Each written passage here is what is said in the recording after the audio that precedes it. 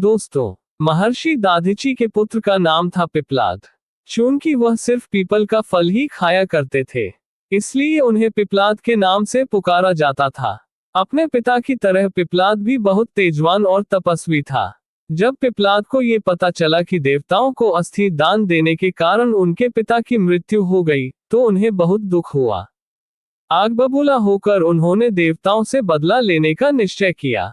यही सोचकर वह शंकर भगवान को खुश करने के लिए उनकी तपस्या करने लगा।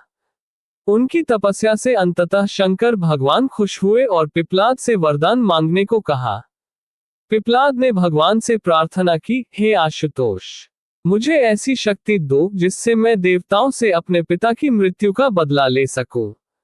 भगवान शंकर तथास्तु कहकर अंतर्ध्यान हो गए।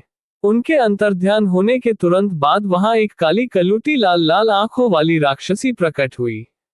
उसने पिप्लाद से पूछा, स्वामी आज्ञा दीजिए, मुझे क्या करना है? पिप्लाद ने गुस्से में कहा, सभी देवताओं को मार डालो। आदेश मिलते ही राक्षसी पिप्लाद की तरफ झपट पड़ी। पिप्लाद अचंभित हो चीख पड़ा, यह क्या कर रही हो? इस पर राक्षसी ने कहा, स्वामी अभी अभी आपने ही तो मुझे आदेश दिया है कि सभी देवताओं को मार डालो। मुझे तो सृष्टि के हर कण में किसी न किसी का वास नजर आता है।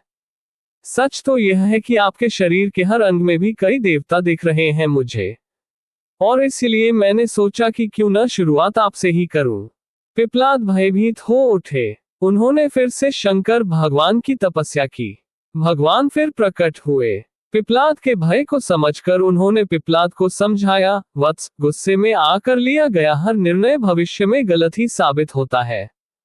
पिता की मृत्यु का बदला लेने की धुन में तुम ये भी भूल गए कि दुनिया के कण कण में भगवान का वास है। ये सुनते ही पिप्लाद का क्रोध शांत हो गया और उन्होंने भगवान से क्षमा मांगी। इस तरह एक बार फिर देवत्व की रक्षा हुई।